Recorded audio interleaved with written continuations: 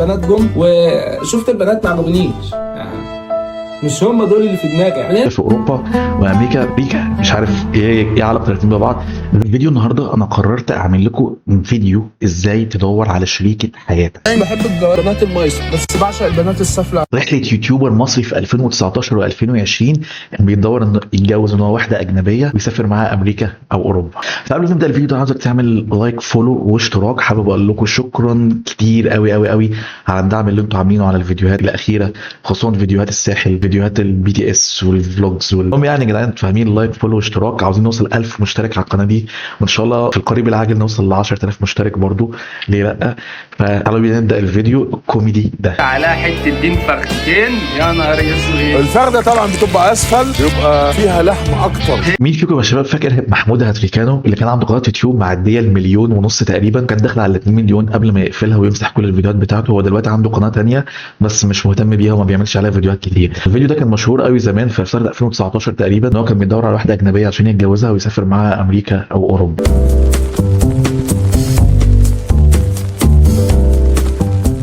والله واتساب سلام. ومين فاكر الانترو بتاعته او المقدمه بتاعته في الفيديوهات بتاعته؟ هلا والله واتساب سلام عليكم. خلينا نبدا بالمقطع الاول على طول. هو رد فعل على اجمل بنات العالم بتعمل فيديوهات. يا جماعه الفيديو ده بتاريخ 3 جولاي 2018. يا جدعان ده من زمان قوي، يعني من زمان قوي. كان جايب 1,131,000 مشاهده 847، والقناه بتاعته كانت داخله على خلاص يعني قربت من 2 مليون تقريبا. انا عايز اوريكم يعني لو انتوا ما تعرفوش مين اللي قاعد جنبه ده على ايده الشمال، ده طربوش. ده كان بيقدم محتوى غريب يعني الفتره بتاعته وقتها، وكان قناته حرفيا دخل على 2 مليون. ولكن القناه بتاعته جالها كذا كوبي سترايك ووقعت تماما وقفل القناه. هي موجوده لو دخلت عليها هتلاقي ان هو عامل اخفاء لكل الفيديوهات اللي كانت موجوده عليها. يعني الاثنين دول ظهروا مع بعض واختفوا مع بعض، يعني ما بقوش موجود على ساحه السوشيال ميديا في الوقت الحالي. كلمه بنت مش بتتقال بسهوله. يعني مثلا اي اتنين مرتبطين في مصر، انا حبيبتي ملكه جمال العالم، يا حبيبتي انت مفيش زيك في الكون. انا عايز اوريكم يعني ايه كلمه. يعني لو جينا دورنا في القاموس وحاولنا نعرف يعني ايه كلمه بنت، فيكاد الموضوع يكون مستحيل. يعني اكيد انسان يعيش ويتعايش، ومن بقيه المعلومات اللي انتم فاهمينها. يعني هل في دلوقتي تعريف جديد لكلمه بنت؟ انا اكيد ما اعرفش. يعني هو كان بيفكر في ايه الجمل اللي كان بيقولها وقتها في 2018. كلمه بنت مش بتتقال بسهوله يعني. ايه الجمال ده؟ مش قادر. ملكه جمال. كلمة مش قادر دي تتفهم بمعنيين للأسف، ولكن هناخدها بالمعنى الكويس. ايه ده؟ الكرة الأرضية. اهي دي يا جماعة البنات شايفين عاملين ازاي؟ مش مصري. يعني هو انت شكلك قوي جامد قوي، يعني شعرك الخواتم ده، هو انت يعني الشاب وسيم قوي. شايفين عاملين ازاي؟ مش مصري. شايفين الانثى لما الاب يضايق بنته؟ يا رب على الاحساس، يا رب على حلاوه الاحساس. تعالوا نشوفه مع بعضنا. حتى ابداع الاب قبل ما يبقى ابداع البنت. اللي ما يعرفش يا جماعه ده ميوزيكلي كان قبل تيك توك. يعني هو ظهر ميوزيكلي بعد كده اتحول بقى تيك توك. شوفوا يا جماعة يا رب على الاحساس، يا رب على حلاوه الاحساس. بابا دخل ورا. انا عندي مشكله. هو طربوش وقتها كان معاه مشكله مع المصريين مثلا، كانوا بيبهدلوه في الكومنتات، عشان كده كان كل شويه عمال يجيب سيرتهم. بابا دخل. شايفين حتى كمان يعني شفتوا منظر بابا في النهايه؟ راجل محترم. راجل محترم. طربوش يعرفه من ايام الثانويه شبرا بنين. بابا في النهايه راجل محترم. هم هنا الاثنين بيحاولوا يقلدوا الرقصه اللي كانت بتتعمل من شويه، بس ما عرفوش تقريبا او اتحرجوا فقعدوا على طول. اوكي بس الميوزيكلي حلوه يا جماعه. ايه يا جدعان شايفين الجمال؟ شايفين البنت؟ الكومنت ده اتشهر وقتها قوي، اللي هو اللي شايف ان هاتريكانو بقى احيانا يدوس لايك. هو تقريبا كلنا هندوس لايك يا كريم عبد الشكور. كان 6 ايام وقتها الكومنت ده، ولكن دلوقتي ما يقارب ال9 سنين تقريبا. يعني الزمن بيجري بسرعه والله. ايه العسل ده؟ ايه العسل ده؟ دقيقه واحده الناس اللي هتقول لي انت كمان بتعمل مشاكل التسول والهري. انا بقلد الاجانب بقى.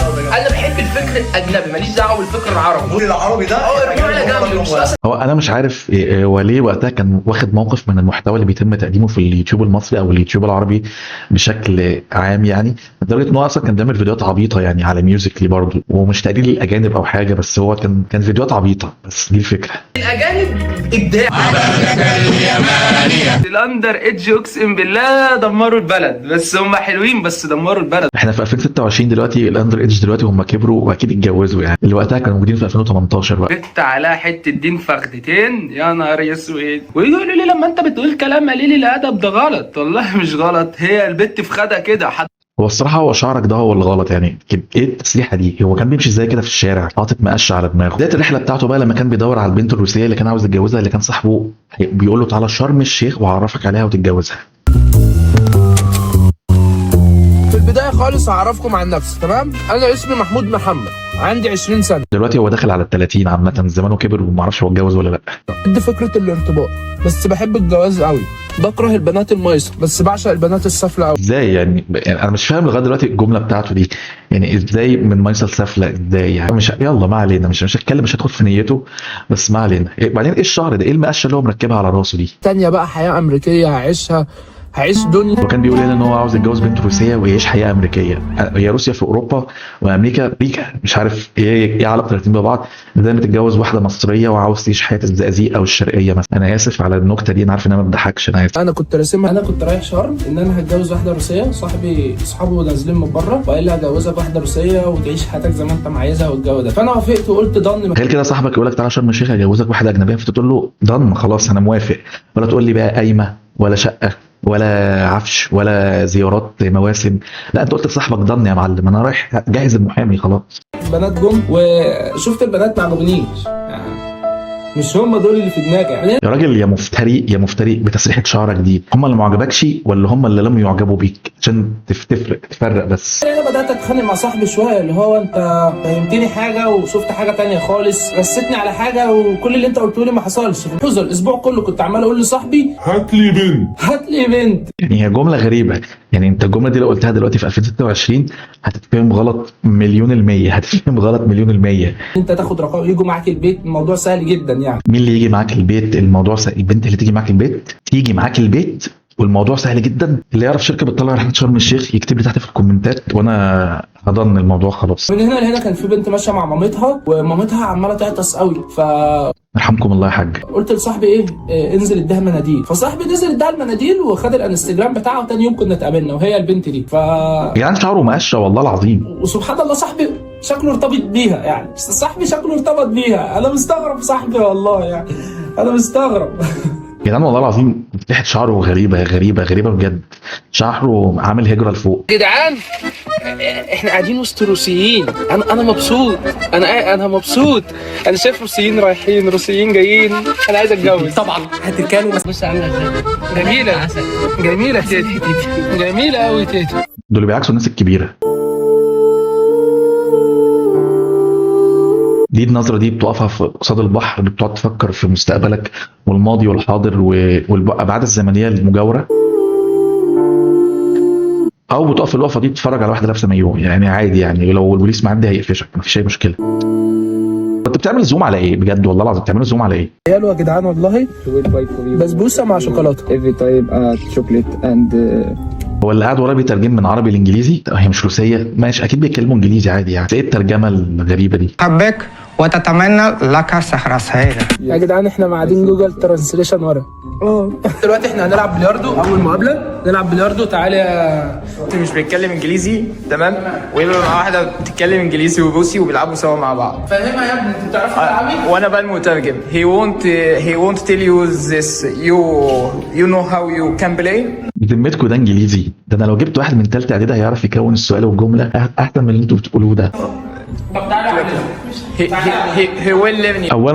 اولا اسمها he will teach you مش learn معناها يتعلم، انما teach معناها يعلم. يعني ماشي ما علينا ده اخرة التعليم الحكومي. بقى هنا بقى دي بقى اللي انا مش عاوزه بقى، يعني التلاصق والتقارب ده انا ما بحبوش.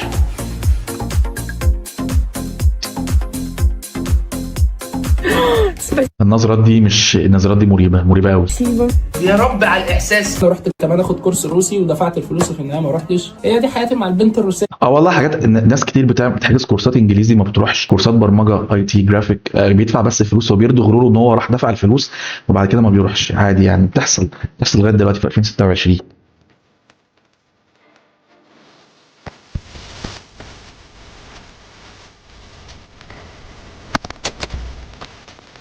انا مش لاقي سمكه واصرف ليه 20 في العالم مصحف كتاب ربنا. هو بيلم لايكات ومشاهدات بالحته دي ان هو يشتري مصحف وهيدي لواحده اجنبيه ويعملوا لايك. يا جدعان انا هدعوها للاسلام الجو اللي انتوا عارفينه ده، عشان وقتها يعني كانوا بيعملوا الفيديوهات دي عشان يلموا مشاهدات. ربنا اعملوا لايك. عشان ربنا يا لهوي صلوا على النبي عليه الصلاة والسلام. نثبت لليهود ونرفع راسنا قدام الروس. 100,000 والله لو وصل 100,000 يا لهوي. صلوا على النبي عليه الفيديو صلي على مقلب الاهانه ولا مش فاكر مقلب الاهانه ولا مش فاكر مقلب. ده بقى نفس نسخه احمد حسن وزينب بقى، فيديوهات العربيه ومقلب الخيانه ومقلب الاهانه اللي انتوا فاهمينه بتاع ايام احمد حسن وزينب. برضو قفلوا القناه بتاعتهم دلوقتي، ما عادش بيعملوا فيديوهات تقريبا.